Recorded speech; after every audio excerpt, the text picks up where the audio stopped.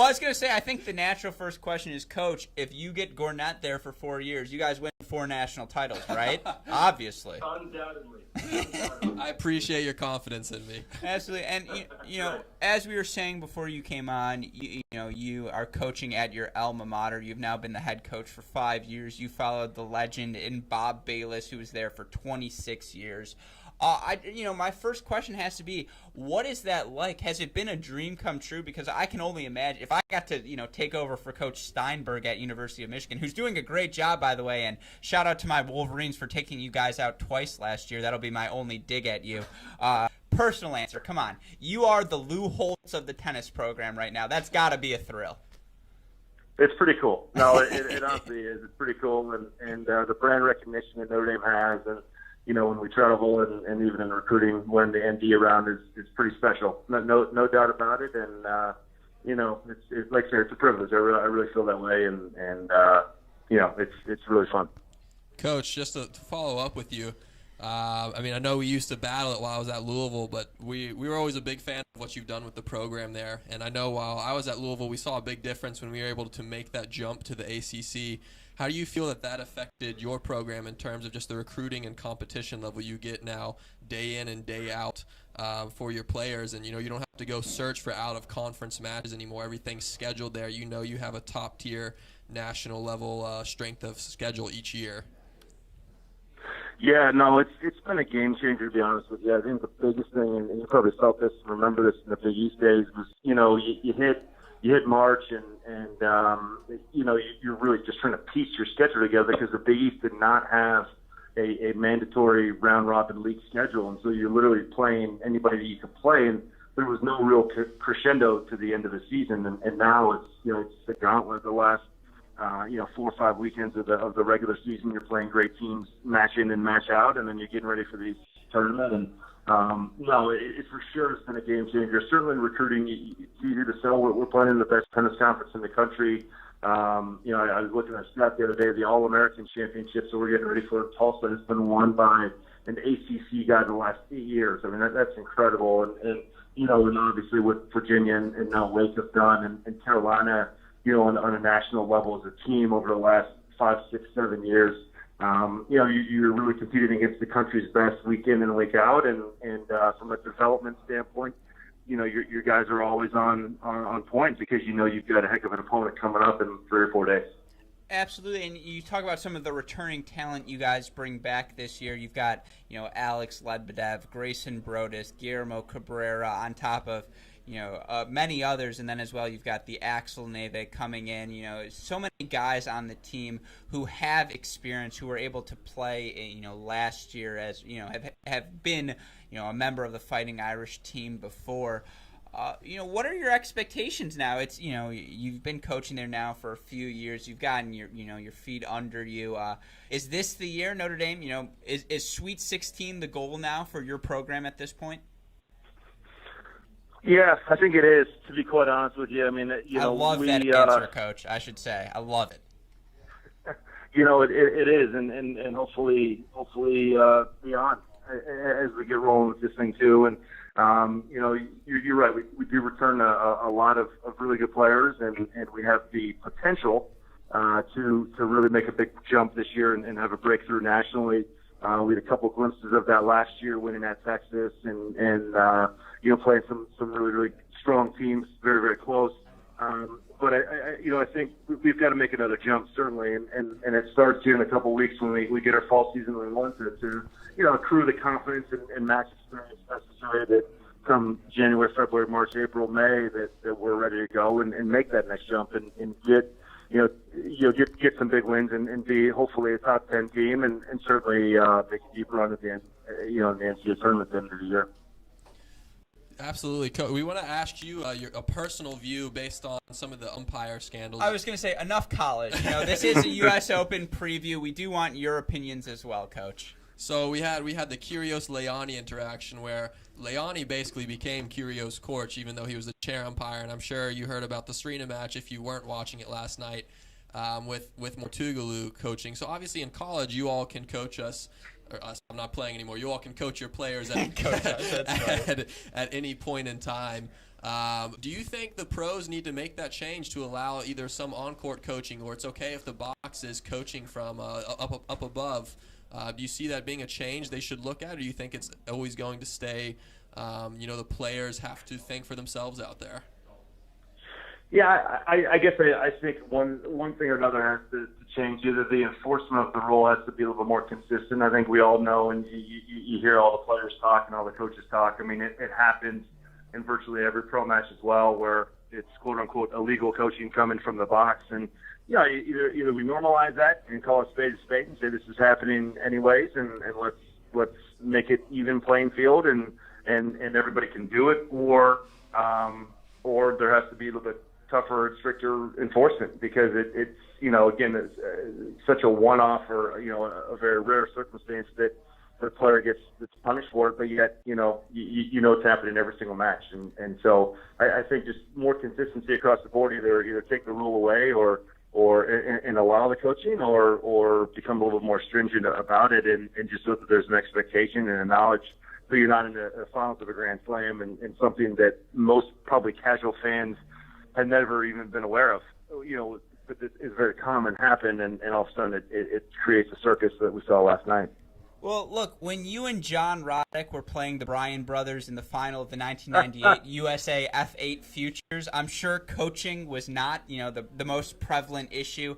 And that was a great answer, Coach. But, I understand the inconsistency in the rules. I'm just curious, because a big argument we keep having around here is, there's something to tennis where, even more so than boxing, it's beholden on the individual competing, to make those adjustments, to recognize not only where they are struggling, but where their opponent is succeeding, and take those instances away from you. So I guess even, on a more, I guess the term straight up, I'm not supposed to, I don't want to use slang with the Notre Dame coach. I got to be better than that. But just, in terms of your opinion, coaching on the ATP level or no coaching, I understand there needs to be consistency, but one way or the other, which are you in favor? Because I'm on the coaching train. I'm on the let's help these players play their best always.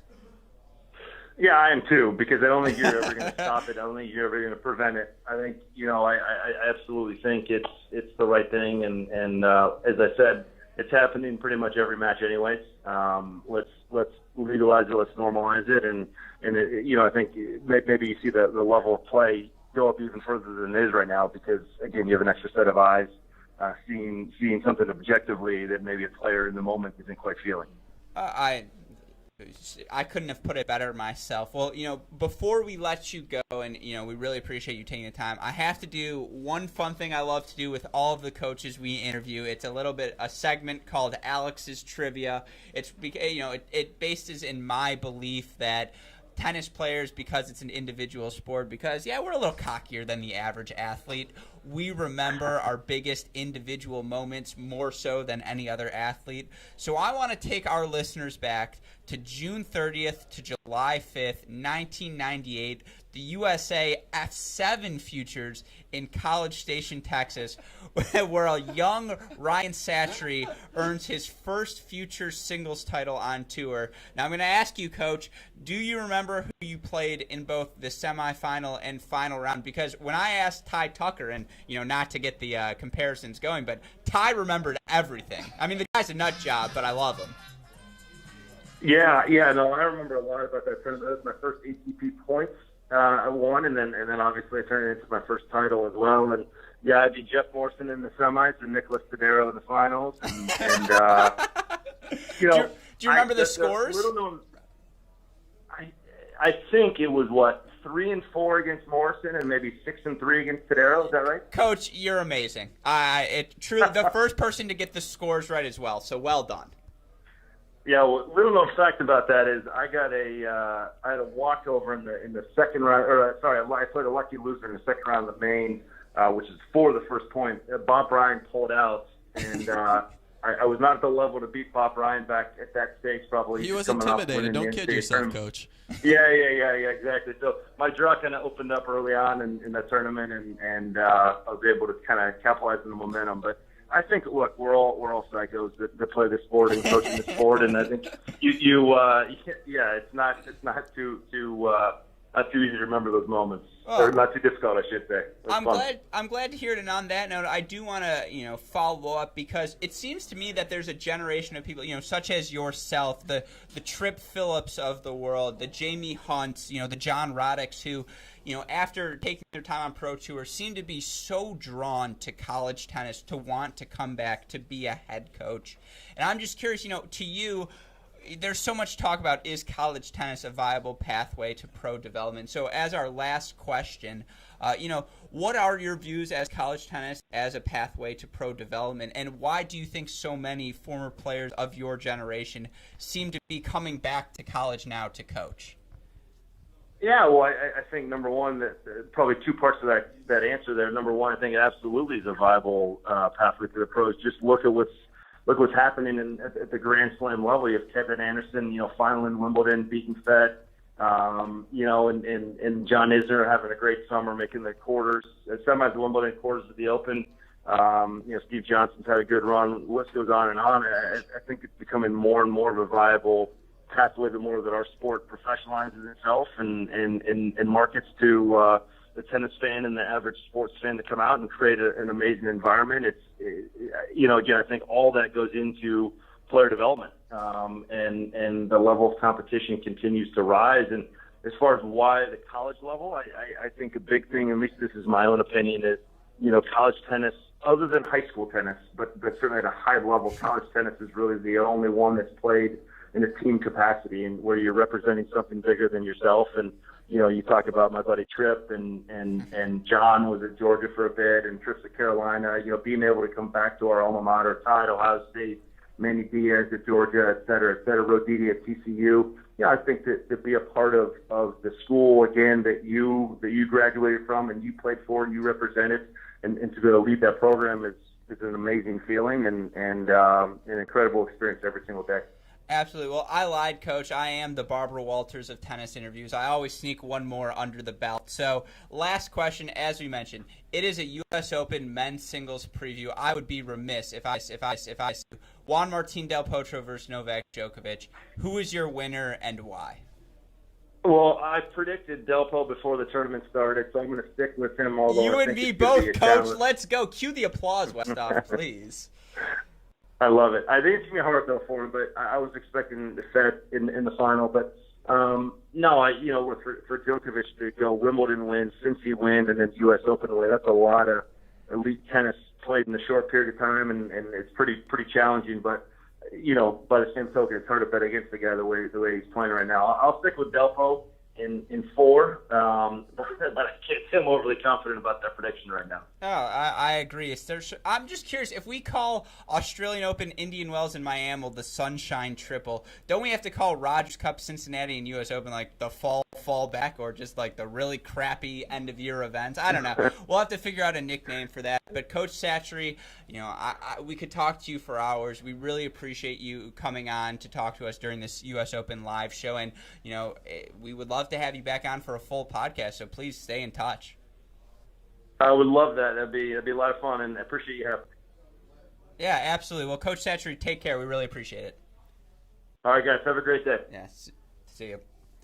Yeah, and now, we so thankful to Coach Sachire for coming on. Obviously, we're still trying to figure out transitions. You don't get to see Westhoff bark orders to me in the back, but he looks better and better every time he does it. I call him Paparazzi Westhoff. I may have to call him Program Director Westhoff. Now he's really taken a jump. But again, he is signaling to me we need to take one commercial break, but we will be right back with our next guest, TCU men's tennis head coach David Roditi. Gornett, really appreciate you sticking around. The AG Power